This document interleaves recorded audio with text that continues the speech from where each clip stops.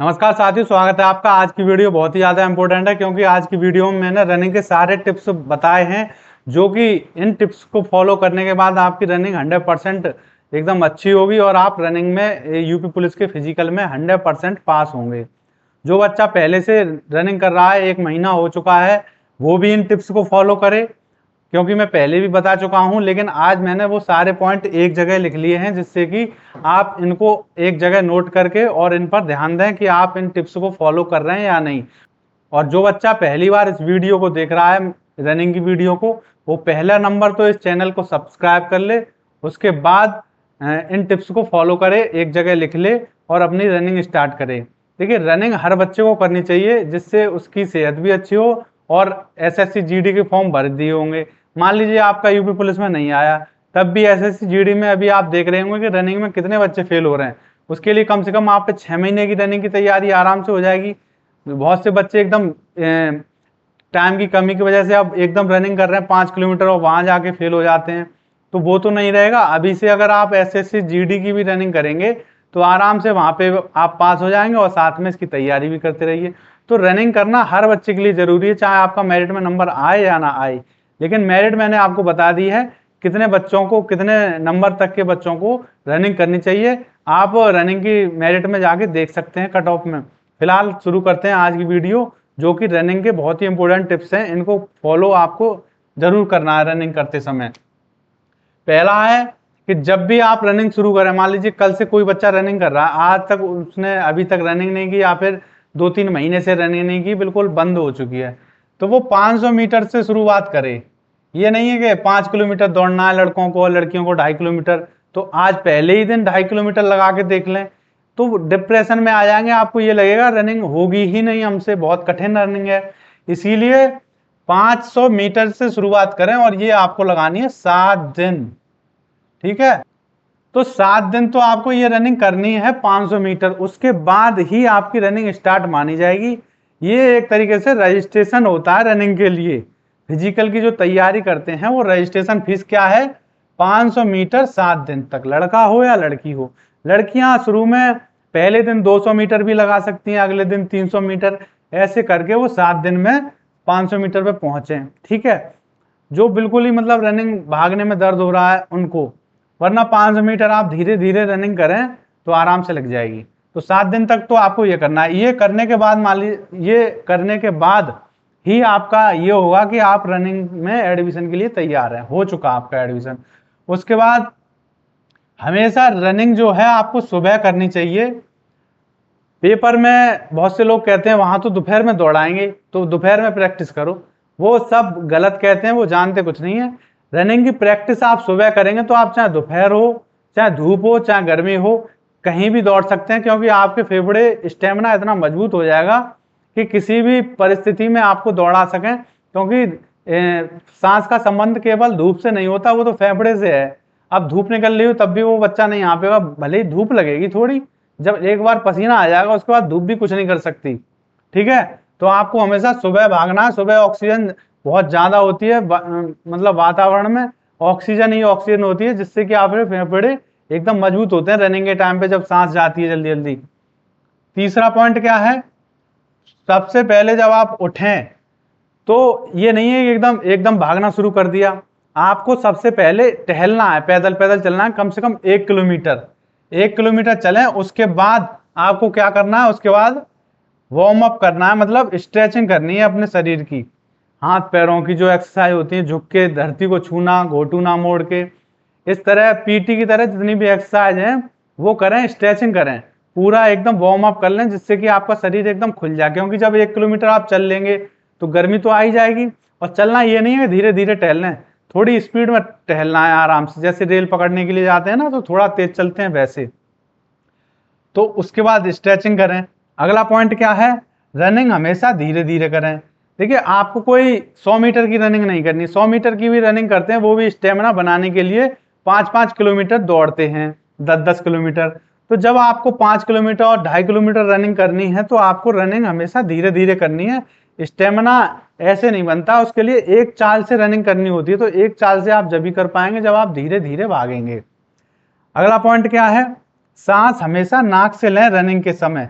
ठीक है। रनिंग करते समय बहुत से लोग कहते हैं मुंह से लें, मुंह जो 400 मीटर की रनिंग होती है या 100 मीटर की, उसमें स्पीड से भागना पड़ता है, तो नाक से लें या मुंह से लें, सांस जानी चाहिए, ऑक्सीजन की कमी नहीं होनी चाहिए, तब मुंह से लेते हैं। लेकिन जब आप धीरे धीरे भाग रहे हैं, लंबी रनिंग आपको करनी है, तो आपको नाक से ही सांस लेनी है, मुंह से नहीं लेनी है, वरना स्टेमिना नहीं बन पाएगा आपका। तो शुरू में आप अभी तैयारी कर रहे हैं तो नाक से ही सांस लेनी है, और 5 किलोमीटर जब आप टेस्ट में भागेंगे तब भी नाक से ही लेनी है, ठीक है। 7वां पॉइंट क्या है, रुक रुक के रनिंग ना करें। बहुत से लोग देखें 500 मीटर रुक गए, फिर थोड़ी देर पैदल चल लिए 5 मिनट, फिर भागने लगे 500 मीटर। ऐसे नहीं भागना है, ऐसे तो आपकी वो रनिंग 500 मीटर ही कहलाएगी, भले ही आप 4 चक्कर लगाने 500 मीटर के, 2 किलोमीटर नहीं मानी जाएगी, वो 500 मीटर ही मानी जाएगी। तो आप एक बार में जितना भागेंगे वही आपकी रनिंग होगी, इसीलिए रुक रुक के ना भागें, धीरे धीरे भागें और धीरे धीरे बढ़ाएं। भले ही आपको 7 दिन लग जाए 2 किलोमीटर पहुंचने में, या 10 दिन लग जाए, लेकिन आपको रुकना नहीं है बीच में। एक बार आप रुक गए तो उस दिन की रनिंग वहीं खत्म, फिर पैदल चलिए आप और घर पे आ जाइए, ठीक है। जितनी भी रनिंग करें आप, एक बार अगर शुरू कर दी तो वो कंप्लीट करने के बाद, मान लीजिए 1 किलोमीटर भागना है आपको, तो 1 किलोमीटर शुरू कर दी, उसके बाद पूरी होने के बाद ही आपको रुकना है, ये नहीं टुकड़ों में लगानी है 1 किलोमीटर, एक बार में लगानी है। 8वां पॉइंट क्या है, 7 दिन में एक बार लॉन्ग रनिंग जरूर करें। मान लीजिए कोई बच्चा 2 किलोमीटर पे पहुंच चुका है, अब वो 7 दिन लगाने के बाद उसको 8वें दिन लंबी रनिंग करनी है, उसमें 2 किलोमीटर की कोई बाउंडेशन नहीं है। यदि कोई 3 पे है या 4 पे है, उसकी बॉडी जितना भी भाग सके धीरे धीरे, 4 किलोमीटर पार करने के बाद या 2 किलोमीटर जो डेली भागता है उसको पार करने के बाद वो 3 पे भी पहुंच जाए, 3.5 किलोमीटर पे पहुंच जाए, तब भी कोई बात नहीं है, उतना उसको भागना है जितना भी आराम से भाग सके। फिर अगले दिन वो रिलैक्स करे, उस दिन की छुट्टी कर ले अगले दिन की, जिससे कि उसकी जो मसल्स हैं वो रिपेयर हो सकें। 9वां पॉइंट है, रनिंग के बाद स्ट्रेचिंग करें। तो ये मैंने आपको बता दिया, रनिंग से पहले और रनिंग के बाद स्ट्रेचिंग जरूर करनी है। अगर आप रनिंग के बाद स्ट्रेचिंग नहीं करेंगे तो पैरों में दर्द होगा, हड्डियों में दर्द होगा, जोड़ों में दर्द होगा। वो दर्द के यही कारण है कि जो बच्चे रनिंग से पहले भी स्ट्रेचिंग नहीं करते हैं और रनिंग के बाद भी शांति से चल के घर पे आ जाते हैं, ठीक है।